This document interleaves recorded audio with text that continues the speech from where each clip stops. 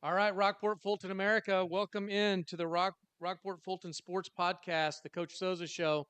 I'm your host, Rick Walker. Joining me as always, the man himself, Coach Soza. How are you? I'm doing great. Thank you for having me again. Always glad to have you. We also have a special guest joining us, Traey Alvarado. How you doing, Trey? Doing great. Appreciate you being on. We're gonna talk to you here in a bit, but before we do, we're gonna go through the process. We're gonna talk a little bit about what's going on with Rockport Fulton athletics this past week. We'll discuss the San Diego ball game, then we'll talk to Trey, and then we'll preview Bishop, and then talk to you about a few other things as we wrap up the show.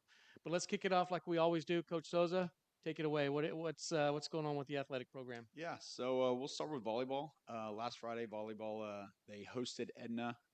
It was an exciting 5 game set. We came out victorious, so congratulations to Coach Clark and the varsity volleyball team there. This week kind of really begins all of the middle school athletics. So middle school volleyball has been going on for a week, but then now this week we started football. Cross country is going crazy now. But on Monday, we had the volleyball, 7th grade and 8th grade volleyball. They went to Robstown. Um, all of them won except for the 8th grade A team. In general, we came back as victors, but unfortunately, we didn't sweep them. We had on Monday our 7th grade B team in football. They had a scrimmage against Beeville, and that was the first time that a lot of those kids may have even just put on a helmet and played in an actual game. So Coach Hasso likes to do a scrimmage for those guys where it's a little bit um, less intense in the sense that we can talk about down and distance and what's going to happen here and there. So it was really good learning points for them. The 8th grade A team or the 8th grade B team, they actually played their game against Beeville. Unfortunately, we lost, but at the end of the day, a lot of those kids were able to play. And that's what the B teams are for. It's getting those kids valuable experience, valuable playing time. On Tuesday, we had our 7th grade and 8th grade teams. So yesterday we had our football teams. They traveled to Kingsville. Hard fought games. Unfortunately, both teams lost. But in talking to those coaches, Coach Hasso, Coach Dacey, Coach Tidwell, um, especially the 8th grade, because last year we got beat by Kingsville, but it wasn't even close last year. They said, and this year we were battling. It was 20-20. I think 20-22 at the very end of the game. We had a chance, and then they just made a crazy play that ended up winning. So we're excited about them. Obviously, we want to win, but I think they're growing and being the first week of competition, they have a lot of room for improvement, and we're excited about that. Our tennis team, high school tennis team, team tennis, they travel to Beeville on Monday for their second district match. Unfortunately, Beeville's got our number, I guess. That they were able to beat us 5-10, and so we still have against Yoakum, and then that will get us into the postseason play with Coach Scriven and the team tennis. So we're excited about that. Cross country, like I talked earlier about him, JV and middle school actually going today to Tolosa Midway, and they're going to be doing their running for however long that is. Those kids are warriors, man. They That's are. unbelievable. They are. They're up there at 6:30 every morning. They're doing their running, and we're excited about them. The varsity team is actually going to Texas A&M Corpus Christi this weekend, and they're running at that course, which is also the regional course that we have over here. So it's going to be a great learning experience for them. Next week, they're going to have an opportunity to go to the Hoka Invitational, which is at Old Settlers Park in Round Rock, that's where the state meet is. And so Coach Thompson and Coach Blue, they're getting them ready for that. Those guys they're doing such a great job. I mean, it's a lot of running, and they've been running since June, so it's got a lot of respect for those young men and young women. Um, Last week for football, obviously, we had our freshman green team. They faced Corpus Christi Ray, and we played really well. Beat them pretty handily. Our our B team or our white team, our freshman white team, they faced Port Lavaca, and it was oh man, it was a tied ball game all the way to the very end, and then they ran a reverse, double reverse type of deal. Ended up breaking a tackle, and then ended up winning at the very end of the game. So our freshman green or white team, they lost that game, but we're super excited about the way that they played. And again, it's very important that I don't know. I tried to look back. I tried to talk to the coaches on when was the last time we've had four teams at the high school: a varsity team, JV team, a freshman green, and a freshman white. And it's been a while.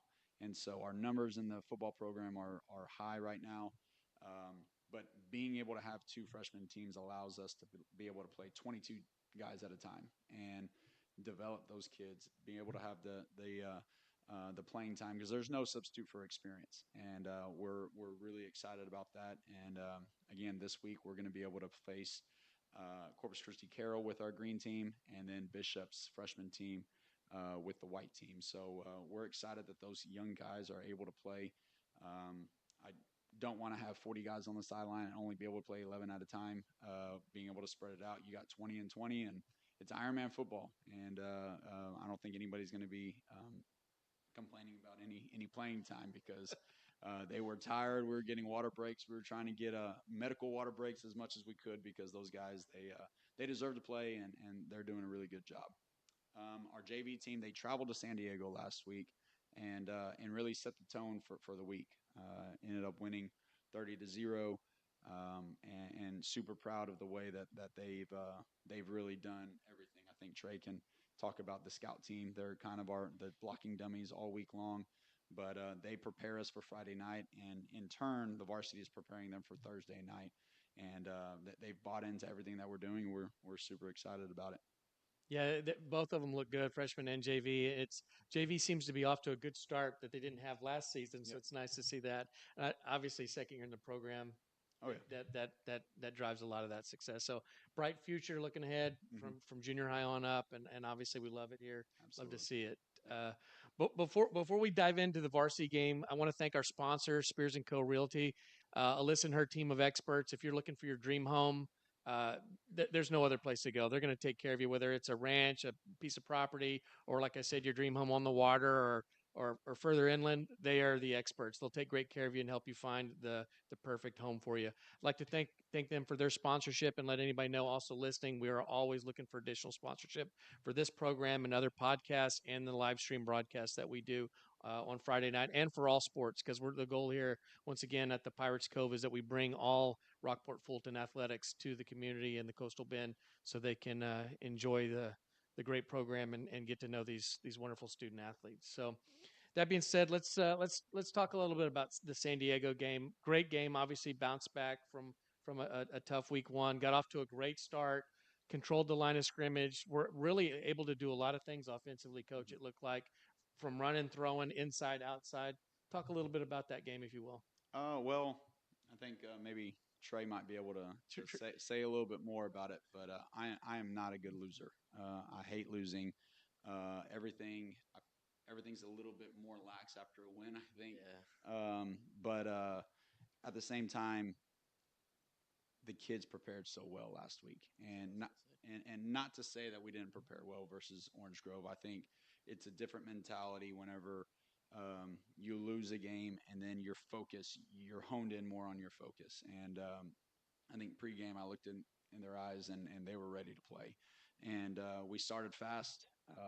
Offensively, our guys up front, they controlled the line of scrimmage, like you said. We had a big play. I think it was second or third play of the game. Trey sneaks in a trap in there, and then unfortunately we had a holding call. Came back, very next play, we had another big play, and that's something that the previous week we had a bad play or whatever it might have been, bad circumstance, and then we held on to that for a couple of plays. But then we got back in the huddle. I don't know what those guys said in the huddle, but it was hey, next play mentality. Zane was able to run 128 off the edge, get tripped up, and then we were able to punch it in, and it kind of just set the tone for how the game was going to go right there. Yeah, that's what we were saying in the huddle. We were just like, next play, let's do it again. And Hmm. yeah, And I think that's whenever you know that you're going to have something special with this group, right? Because um, the coaches aren't on the field anymore. It's the commanders leading the commanders right there, and so they're the way that they do that's what we've seen ever since the fall, or ever since the winter of last year. The leadership of that group, and that's why I think it hurt me so much to see us lose last week, because I know how much work they put in. I know how much they deserve it. Not to take anything away from Orange Grove, but I felt like we had a position, and but heck with it. Yeah. On to Bishop, right? We keep bringing that up, but it's San Diego. I have so much respect for Coach Garcia over there. He's in his first year over there, so he's installing a lot of stuff. But those guys, they fought really, really hard. It was almost going to be a shootout the first half, and then kind of a tale of two halves in the second half, where defenses kind of stepped up a little bit. Yep. We made a couple of mistakes, technique wise, fundamental wise, and that's where we spoke on Saturday, is that we have to be better in the second half. We can't just go put up 41 points in the first half and then only seven in the second half. We Yep. got to be able to play a complete game and don't get laxed and go ahead and finish off an opponent whenever you have a chance. For sure. Talk a little bit about the stats, if you will, then I'll jump to Traey and get his take on things. Yeah. So the most important stat is the W. For sure. That's the really the only stat that we really care about. But we had two rushers rush for over 100 yards. We had Reed throw for over 100, and one of our goals is to make sure that we have a rusher and a passer and possibly a receiver go for over 100. If we're able to do that, then we feel like we're able to move the ball quite a bit. But Traey went over 100 for the second straight game in a row. And I think the first thing he would do is credit his offensive linemen. Those guys, they play really well. Not only him, but also Zane Rios. He went over 100. So having two running backs go over 100 is a big deal. Um, Pass protection was really good. We did not give up a sack, which is another goal of ours.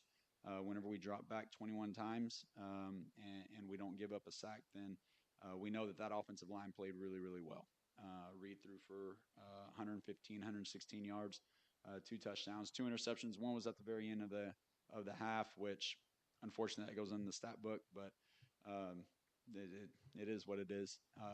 And then another one, he made an errant throw right there, and watching the film, he understood what he should have done. And but all in all, offensively, we were able to move the ball. We were able to get out of long third down plays. We were able to convert third downs, and if not, then they were short and or fourth and manageable, and we were able to go for them. There was a couple that we did not make on those fourth and short runs, but again, I'm going to trust those offensive linemen, and I'm going to trust Traey and the offense, and be very aggressive as much as we can, and not put us in a hole. Defensively, played really good in the second half. First half, obviously, it's like 10 guys do really, really well, but then that one guy kind of goes the wrong way. Again, we had a couple of guys out, so we moved some people around. We had to move some JVers up, and sometimes we were in good positions, sometimes we weren't. I think after the film, we saw that we could have played a lot better, and those mistakes, the 21 points in the first half that we gave up, I think if we would have just done what we were supposed to do, then we could have dropped that down to maybe 7 points. And so the kids were really receptive on Saturday. And again, Monday, Tuesday, Wednesday practices have been really good. We've been focusing on those fundamentals because at the end of the day, yes, we want to win. We want to go 1-0, 1-0, 1-0, but we're trying to get ourselves ready for October 10th, which Right. is the start of district play. The name at the end of the week doesn't really matter. We are the judge of where we're going to be playing. So the standard is the standard, and we're going to try to live up to what we know our capabilities are going to be. For sure. Listen, it looked good. Sitting in the stands watching the game is a lot of fun to watch. Obviously, when we put up that many points, Mm-hmm. especially in the first half, Absolutely. super exciting. And obviously, it's a lot of fun to put up those stats. You played a lot of kids, which was Mm-hmm. good. A lot of kids got some reps, and obviously, I think that benefits us. I'm sure, as you know, for long term and for that October timeframe. But Absolutely. it was great to see. Got to see the turnover sword, Yep. which was awesome. By the way, Talk a little bit about that before we move to Traey. Well, I should probably we should have brought Coach Black in here, and he could have given us a 30-minute Yeah, dissertation on it. that was creative. I Yeah, didn't even. he's been working on that probably since June.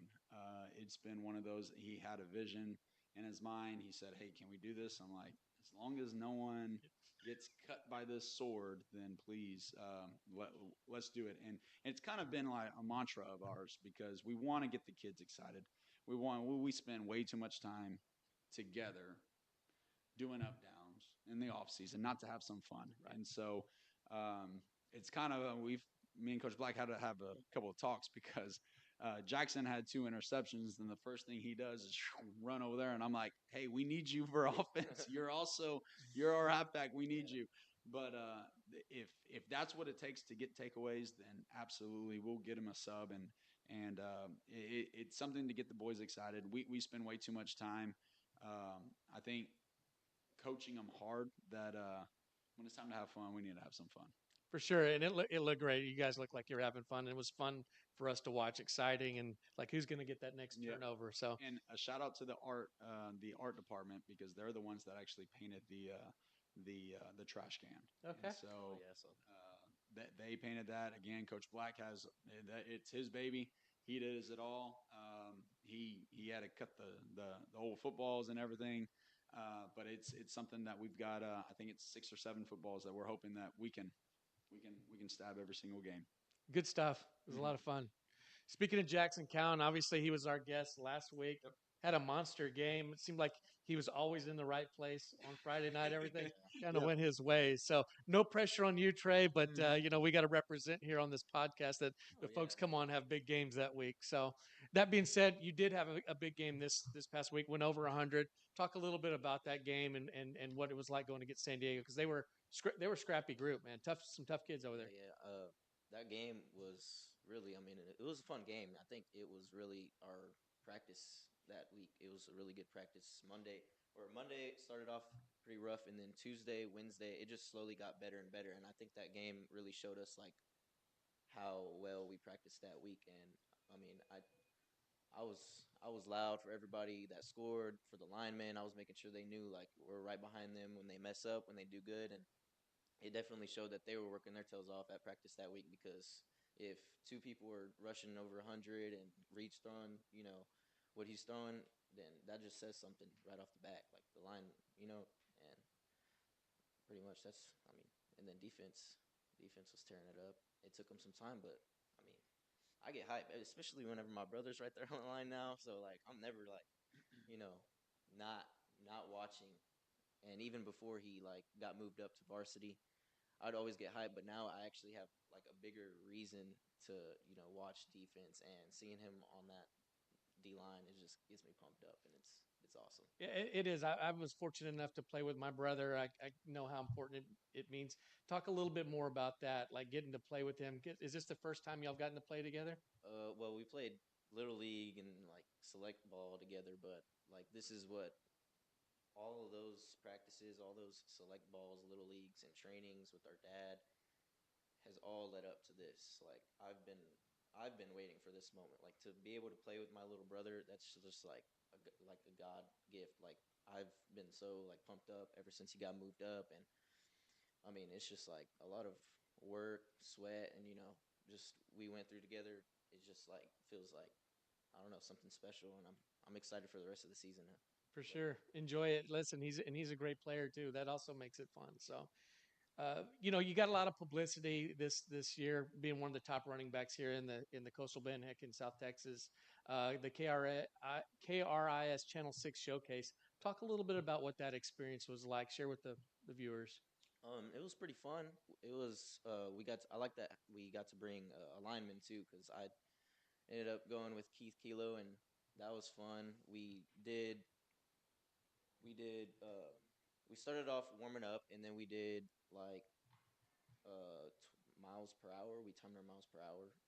What was it It's like like a 20? flying 20 or Yeah, something like flying that. 20, and I believe we got like what second, I think it was second. Yeah. second, and that we did pretty good.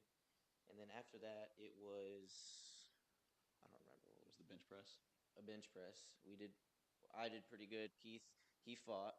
he did, he did his thing. He fought. It was pretty heavy. So, Yeah. but and then right after that, it was, I believe was it the truck push? Truck push. Yep. Truck push. Had you ever pushed a truck before? No, I haven't. Actually, yeah, maybe a car, N- but n- not a truck. Not voluntarily, anyway, right? No, not volunteer. Keith almost did. We had our lineman challenge this summer, and unfortunately that part got rained out. But I'm sure he's pushed a couple of trucks in his life. Yeah, So then after that, I think it was the obstacle course. the obstacle course. Yeah, we did pretty good in that one. It was fun. It was pretty funny watching the linemen having to do running back drills. But I mean, it was a good experience. Mm-hmm. It was fun to watch, and Rockport Fulton America. If you're out there, you need to see it if you haven't seen it. It is available on YouTube. You can look up Trey's name, and you'll end up finding the feature on him, and then you'll also find the showcase where they compete. But I encourage you to take a look. Obviously, Trey and Keith represented Rockport Fulton extremely well, and we appreciate just who you guys are as young men and what you do for the school and the team. And then So it was pretty cool meeting all the other running backs too. Like it was fun. It was pretty fun. I'm glad you got the opportunity to do it. So as the season goes on, you're senior. You've been doing this for a while. Do you have aspirations of playing college football? What's that look like? Any Yes, sir. aspirations? I do plan on playing college football. Right now, I don't have anywhere like certain that I want to go. I just, I don't have like an older brother or anyone like that to look up to, so I kind of just have to figure it out on my own. And I just kind of want to see where the wind takes me. But I do want to go to college. I want to be the first to go to college. I want to go play ball. I want to go, make everybody proud. And yeah, but Well, everybody's already proud. I'm sure just who you are as a young man. There's a lot of pride in that. But so you compete in a lot of sports, obviously, track and then powerlifting. Talk a little bit about those sports as well. yeah. So my freshman year, I competed in powerlifting. I kind of got pushed into it. I didn't really like. I don't think I remember. I didn't really want to do it, but I got pushed into it because they saw that I was a running back or fullback, and I ended up, I think, barely making region. And at first, I didn't even make region, but Coach Robbins, I remember he called me like at 7 or 8 p.m. that night before region, and we had to travel. And he said that I barely made it, and I was like 10 pounds over over my weight class. And I remember I told my dad, and he was like, "Are you serious?" And I was like, "Yes, yes, sir. I'm 10 pounds over." And he was like, "Well, let's go, get ready." And I had to lose that 10 pounds in one night. And like that sounds bad, but I actually did better than I thought I was. Like I ended up getting like, I think there was like 30 or 40 people like competing in that weight class, and I think I got like somewhere around 15th place or somewhere around there. And then sophomore year was the first year I made state. That was pretty fun. And then I made state my junior year, and then after powerlifting, well, track and powerlifting go kind of like at the same time. But track, I haven't really been that fast lately, but I mean, I have good enough speed. I don't think I'm that fast though, but I I think mean, you had the second fastest speed in the competition with those other backs. So I'd say you're pretty quick, Pretty pretty quick. fast. my bad. Well, Compared to a slow guy like me, I just not fast enough. I don't know. I I don't know. You run pretty fast with the ball in your hand. I like yeah, it. and violent too, which I like to see. So but track is a different type of speed sometimes. Like I don't know. I watch other people run, and it's just like, gosh, I'm gonna have to run with the football in my arms. well, obviously we're glad to have you competing in both, and including track, all those sports and represent Rockport Fulton. Uh, Pre-game meal or pregame ritual. Do you have anything that you do pregame that's consistent? That are you superstitious at all? Is there anything like that? Mm, besides eating and praying with the entire team, I'll just give my brother a hug and say, "Let's get after it," and that's it. Well, I mean that's as great ritual as you can Yeah, get right there, right? yeah. Say, "Let's go make Dad proud." Well, like I said, we're glad to have you. I appreciate you coming on the show, and we look forward to you having a big week this week against Bishop. It's going to be fun. Sir. So, with that said, let's jump into that. Hmm. What are we up against these Badgers as we travel? Kickoff 7 o'clock again. 7 o'clock. Yes. Okay, so 7 p.m. in Bishop. In Bishop. one thing about Bishop, David McHugh, he's also they've got a new coaching staff. It's really half of a coaching staff. The defensive staff is new. The offensive staff is pretty much still intact. Um, but they're 0-2, but they could easily be 2-0. The first week they lost to London. At the very end of the game, it was, if I'm not mistaken, a tied ball game, and then ended up throwing a pick six with about a minute left in the game. So there's 0-1, and then last week they're up by 7. Brownsville Pace scores, or actually they're up by 8. Brownsville Pace scores, goes for 2, ends up getting it. So it's a tied ball game. Kick it off to them. They work, end up throwing a kind of like a Hail Mary type of pass that's intercepted. One play later, Brownsville Pace scores with 19 seconds left in the game. They kick the field goal or the extra point, so they're up by 7. Kickoff, Bishop takes it back to the house, and so it's down by 1. They set up for a extra point, and they run a fake to win the game and end up losing. So they are that close of being a 2-0 ball club. I know Coach McHugh is getting them ready. It's their second home game. I don't think that they felt like they wanted to give up their home field advantage against London, so they're going to be ready to go. They've got a quarterback. He's a junior. He played last year. He's a really good lefty quarterback. A lot of really good athletes around him. They throw it all over the place. I don't even remember how many times he threw the ball this past game, but it sounded like that he was dropping back every single play.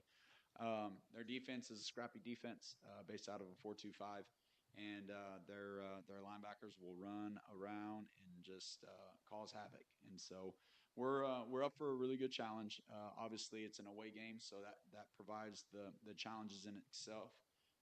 We've got to be able to travel well. We got to be able to start fast. We got to be able to play hard and play with each other. It's going to be a 48-minute game, and but I think it's going to be an exciting game. We've had it like we've talked about already. We've had a really good week of practice, a really good week of preparation, and we're excited to put it all to fruition. Yeah, we're looking forward to it. We'll be bringing you that game live as well if you can't make the trip, which we encourage everybody to. Obviously, the best way to support the Pirates is in the stands at the ball game. But if you can't make it, we will be live streaming the ball game on the Pirates Cove Sports Network. As always, kickoff again is at 7 p.m. Again, we're looking for sponsors. We're always looking for additional sponsors. And this week, something unique I'm putting out there. We had over 2,000 views of last week's ball game on the live stream, which is one of the highest we've had. I think we've only had one other game go higher, but we're sitting around 700 subscribers on the YouTube channel. So I've got a challenge right now to the Rockport-Fulton community and to any student athlete. Please like and subscribe and become a subscriber of the Pirates Cove on the YouTube channel and the Facebook page. And I stress the YouTube channel because that will get us close to monetization, which all that money will come back to support the athletic program. And so it'd be a great way to do it just by liking and subscribing. The more viewership, the more subscribers we get, obviously, the gives us the ability to monetize and give back to the Rockport-Fulton athletic program. And again, all those funds go back to the entire athletic program, not just football, all sports, boys and girls, all levels. So just want to keep that in mind. But that's my challenge this week to each and every listener out there and every student. I encourage you to tell all your friends, please. Sure, I will. What is it? You like, subscribe, follow? Is that what Yes, they say? like, share, something along those lines. But My daughter says that, and I was like, get off YouTube. yeah, Get off. But but yeah, if you can, please help the Pirates Cove Sports Network. It's a great thing that they do. Again, highlighting a student athlete right now, highlighting the coaches, and y'all do a great job, and really do appreciate it. appreciate that. We're blessed to be able to do it. We want to continue to do it, and obviously up the content, the just improve each and every week, just like the athletes do here in the program. So appreciate all of those who did view and all those who are subscribed. But again, like, share, and subscribe. Anybody that's out there, we do appreciate it. Uh, that being said, the last thing again, sponsorship. We're looking for more sponsors. If you are interested in sponsoring, please reach out directly to myself or Gabriel Trevino via Facebook. Happy to help. We'll talk about all the packages. It's real affordable, and if you haven't seen, we do everything we can to showcase our sponsors. That being said, that's our show. I appreciate you guys tuning in as always, and we'll talk about this the Bishop game and preview Who's after Bishop? Kincaid. Kincaid, Houston Kincaid. We'll preview that as well at the next podcast.